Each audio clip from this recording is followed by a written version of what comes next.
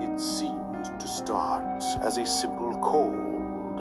Then authorities thought perhaps it was a standard flu. It wasn't long before it was clear that the world was dealing with something much, much worse. Countries tried denying entry, mandating shutdowns, and limiting travel. But it continued to spread. It spread to every corner of the globe, and it started mutating.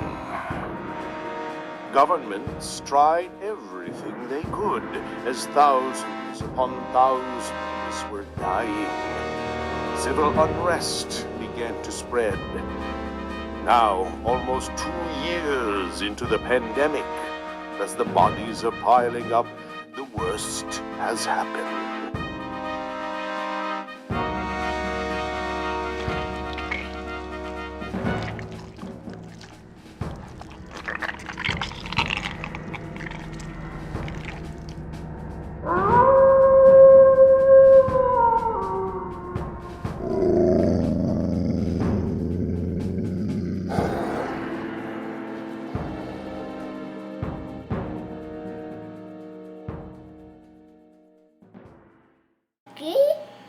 James is going to pick between Slaughter Hotel, Murder Obsession, and The Night of the Devils. Which one do you want, buddy? Here, I'll put them in front of you. And look. You want that one? That is, show the camera. Turn around. Turn it around. Turn it around. Show the camera. You gotta turn it around, honey. Oh, This okay. one. No, you already picked, though. This one. This one. Now he's picking all of them. We're gonna have to go with the first one. Yeah, I think so. This flush card. So, James picked The Night of the Devils. Let me show you the money. Money. Hello, we are back from watching The Night of the Devils, aka La Notte dei Diavoli, in Italian, I think. I don't speak Italian, but I can try. Leslie doesn't speak Italian either, but she's Italian.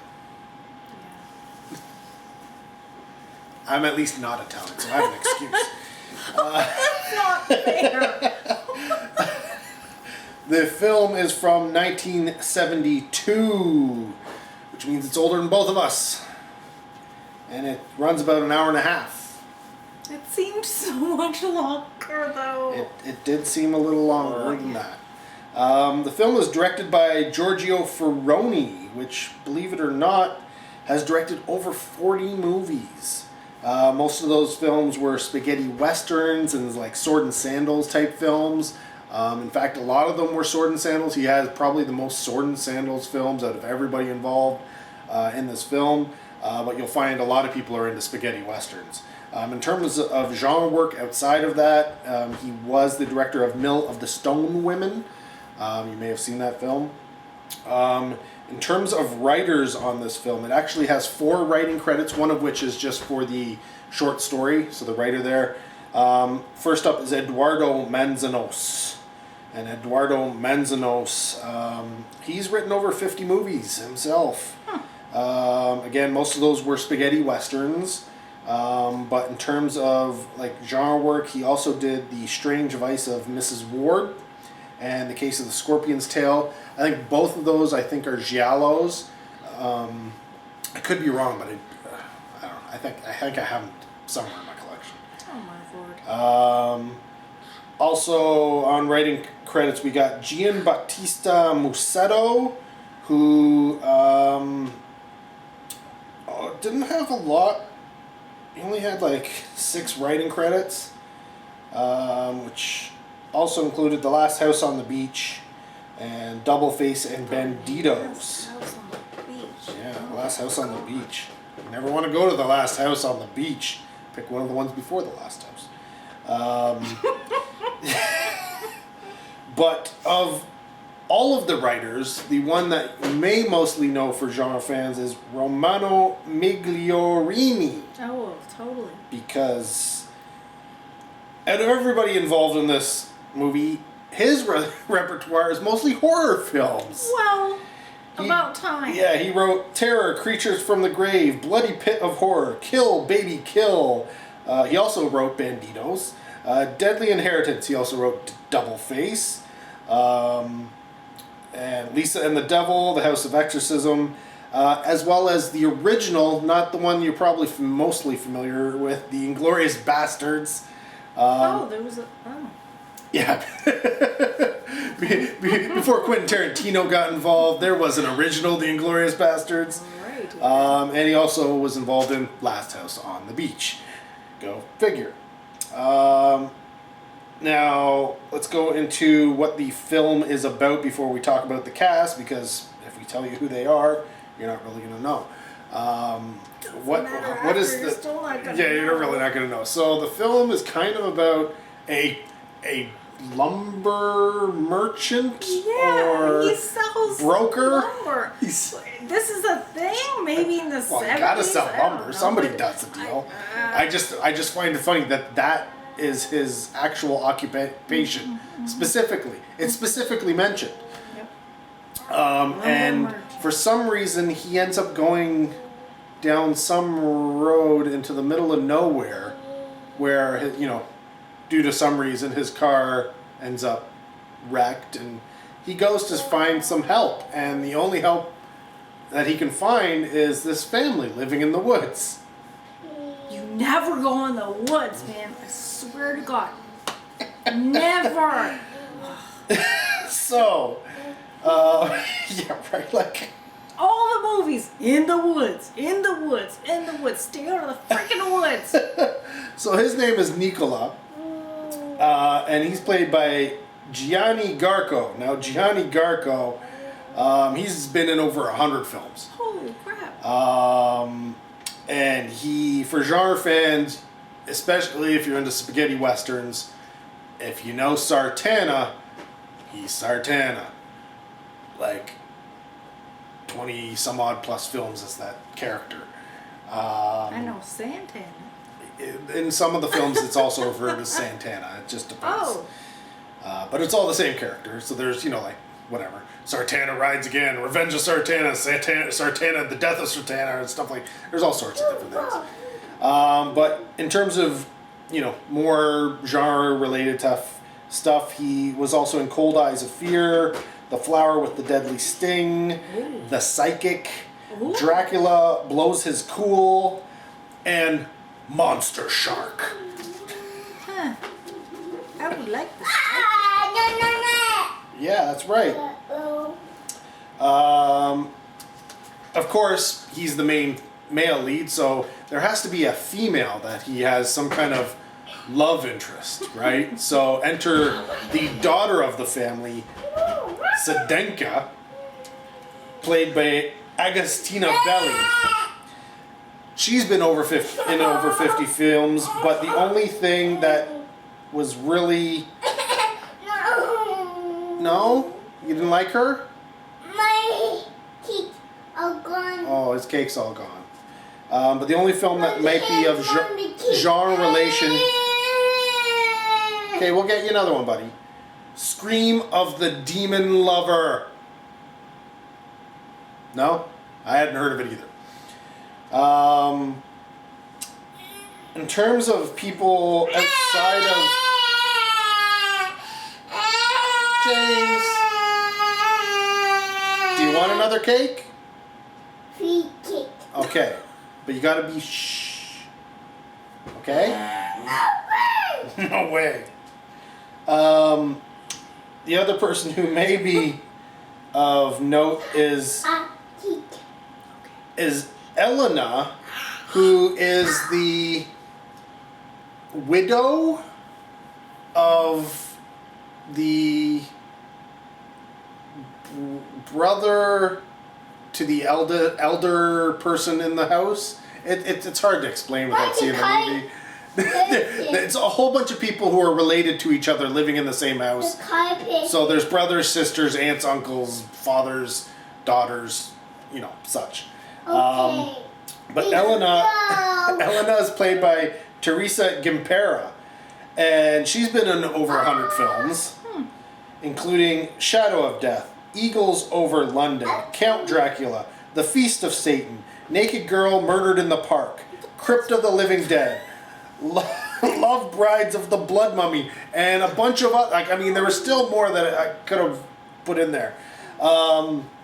Now, she has 2 daughters in the film. One of them didn't really do anything after this, but the one, Irina, is played by Cinzia de Carolis, who was in Cannibal Apocalypse, and before this film, the most well-known film that I could find, The Cat O' Tales. Yes, if you're into Italian horror films, you're going to know that one. But yeah, so essentially, Okay. Nicola goes to this house, and of course, these are like the backwoods, and this is almost like it's played off the Italian version of the hillbillies. Is kind of what it is, right? They're simple people, very superstitious, and so he gets there, and it's all like, okay, we'll fix your car, but only during daylight. And he's just like, can somebody just take me into town? And they're like, we don't have a car. He's like, oh, okay, so I'm stuck here. All right, whatever. It is what it is. So he gets in, and they essentially board up the house, and he's just like, okay, that's not creepy. And then, of course, it gets creepy, and things just start going down the hill, and there's talks of witches and things that go bump in the night, and yeah, you got to be home by 6 p.m. It's like the Gremlins, man. You can't feed them after midnight, because if if you come home after 6 p.m., you're a gremlin. All done. Okay, honey. So yeah.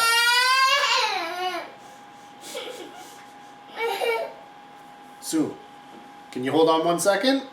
No. I didn't think so. Okay, well, give us 1 second. We're almost done, okay? So, yeah, that being said, thoughts?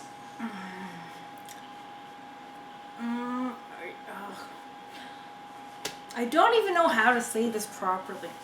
No. Because Right. I know, no way.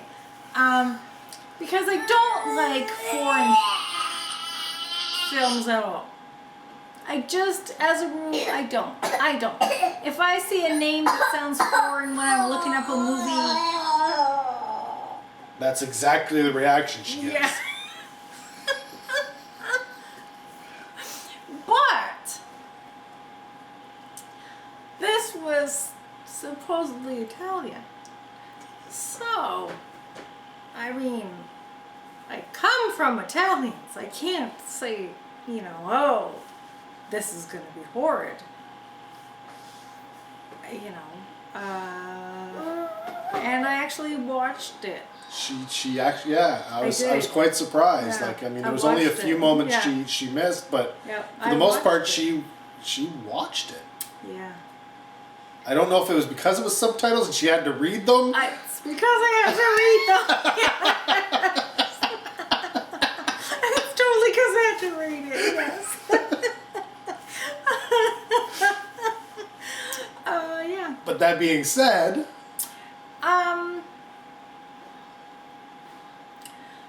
Wow. It's touchy for me. If it was like Belgian or something, I could say it's horrible. But because it's Italian, yes, I can't do it. Like, that's my ancestors. I can't do that to them.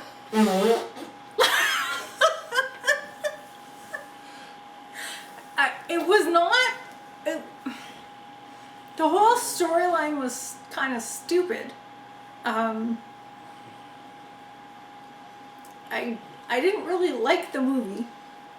Overall, I did think it was stupid, but it was Italian.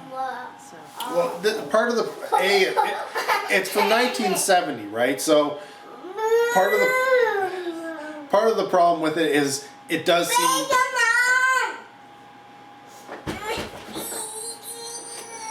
seem long and kind of drawn it out, was so drawn out. right? And then when it comes to, I mean, 1970s, you're getting North American movies. You weren't getting blood and stuff, which is one of the reasons why the Italian films Okay, honey. Okay. resonate so much to horror fans, because there's a lot of red stuff compared to films. Like paint. It was like paint. But there was, that's the whole thing. But when you look at North American films at the same time, it was all, you didn't see anything, right? Like you didn't really see much of anything. I don't know. So, I mean, the red, yes, it is paint. To today's standard, Obviously paint. To today's standard, it's. You went to Benjamin Moore and you got some red paint. But this is the thing: special effects have progressed over time. They couldn't do better than that at that point in time. They didn't know I think how. Italians could have done better. Well, then you go look at all the Italian films. They were all doing the same thing. So My Buddha. when you compare the film to something modern, it really becomes dated, right? Like the visceralness isn't there because it's just red blood paint, right?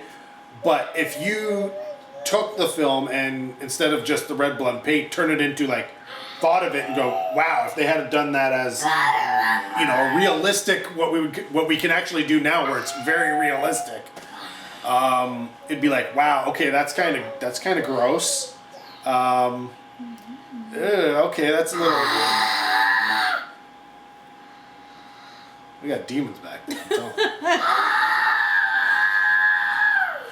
But yeah, I mean, it's not for everybody. Films from the 70s are not for everybody. A lot of modern horror fans tend to like only go from the 80s on, because that's kind of where you see that progression of special effects move into, oh my god, they start getting more realistic. My Buddha. But what I actually kind of liked about it was because it reminded me of like a heart-to-heart kind of thing, you know? Like bad far, because they started in the 70s, right? And so I do kind of like that. So I was okay with that. I mean, I still didn't like the movie, but It does have one of those, because it does play similar to Giallo's play, where you don't really know what's going on for a good portion of it. They don't give a lot away. It's all it really is don't go out at night. You gotta be home by 6, right? Like that is you don't know why. Even though they tell you stories, you're just like, okay. And then it's funny because this. James. Okay, 1 second. We're gonna wrap this up right now, okay?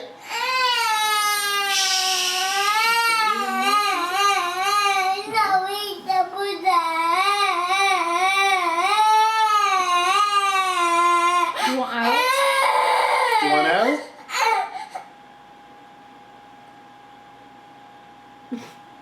Yes? You want out? No, Buddha. Oh, honey. Please, the Buddha. You want some berries? The Buddha. I'll give you some berries. Okay, we're gonna pause here for a second. No, the Buddha. Oh, honey. You ate Buddha. What the heck did you do to your muffin? Oh. And the bear. What? But if you're hungry, why did you do that? You just made a big mess. Honey. The Buddha. Oh. Please, the Nice. Buddha. Why would you do that, honey? Please, Buddha.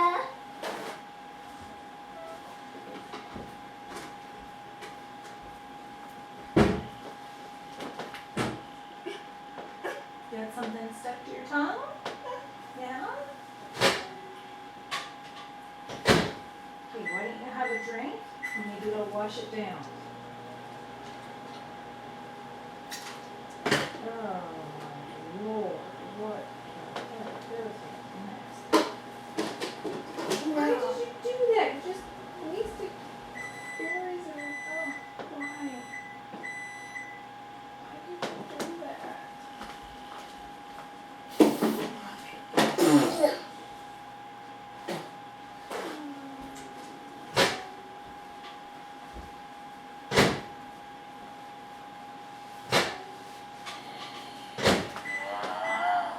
You look like you belong in a horror movie right now. You know that? Look at your face. Oh my. I see all over that face. Yeah, it's all red. I see that. I see.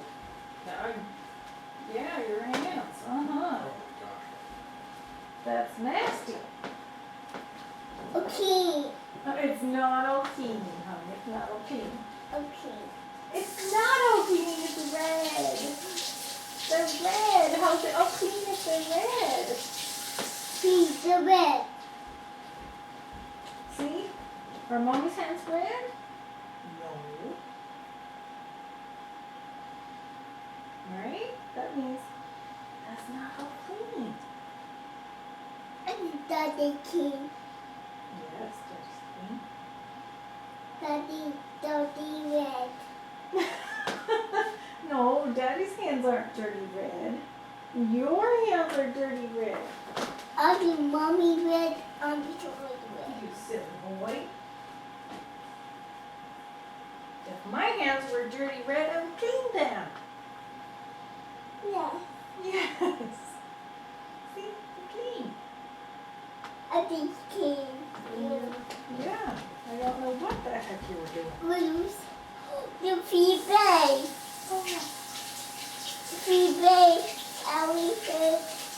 You have an owie? Oh no. Free Ellie. You have an owie? Free Ellie. Oh, that's not good.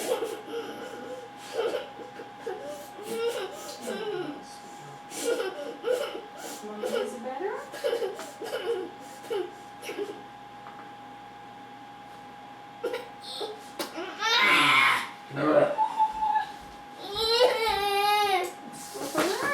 Oh, honey. No, don't bang it. That's not going to help.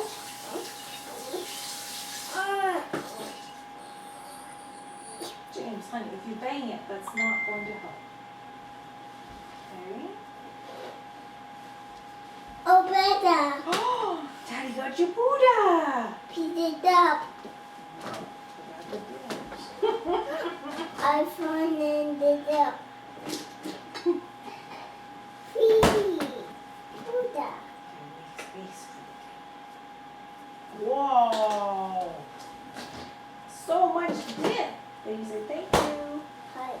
It's hot. Not hot, buddy. Cold? Nope, just warm. It's warm. Yeah, it's warm. It's okay. Once you put it in the dip, so not hot. I don't even know what we were talking about. So, yeah, so pacing, effects, even the whole idea of not really giving everything away is kind of the style of the film of back then. I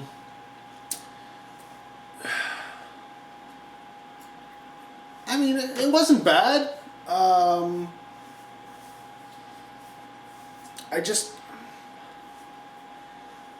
I kind of wish the ending was a bit better. I kind of saw it coming after. Yeah. But I can't give anything away there because just in case you don't see it coming.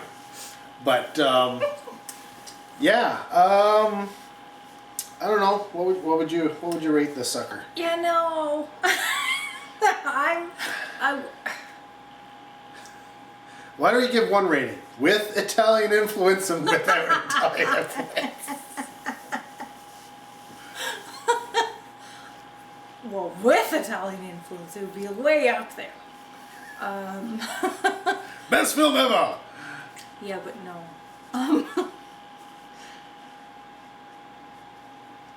See, it had subtitles, which I don't like, but I kept reading. And it didn't bother me, which is odd, because I don't want to read, I want to watch. It's, oh man, it's like, I'm stuck here. Like, it's like, How many times? I almost want to give it a 3, but it's not that good. 2.5. But yet, the movies that I've given 2.5 to are way kind of worse. So it's like, it kind of should have a 3, but it doesn't maybe deserve a 3. Oh, I hate rating things. Like 2.75. 2.75. Would you recommend it? Oh, no? No. I mean, like, okay, you have friends and stuff, like specific people who watch like all kinds of like foreign movies and stuff, whatever, right? I don't. So I wouldn't recommend this because they would like unfriend me.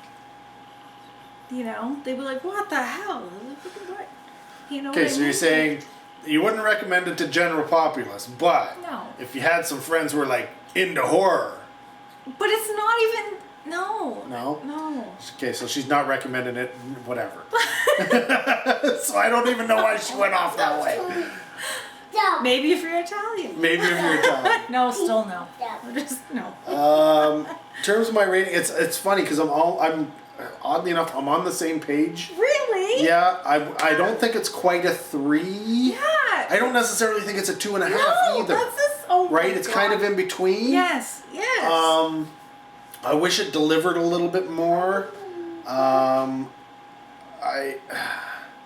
The climax I think should have been a little bit more. There was a lot of potential there, Yes. which was failed. I mean, there are some good scenes, some good like effects and gore and stuff like that. Well, I don't agree with that. For a 1970s film. Oh, maybe. Like, I mean, there's some like 1980s level stuff going on in this film. Yeah. It's funny. It really takes from the old 1950s type of idea of do more with less. Like, how do we make it work? You know, which was that's how special effects progress. Yeah. Like, how do we do this, right? And all the masters of effects, they were the guys who came up with ways to pull this off. You're right. I was totally not thinking about that. Yeah, I'm just watching it now. You Right? know, Not thinking about. like, think about the one of the death scenes, right? Like when he gets pierced in the thing, and I'm like, wow.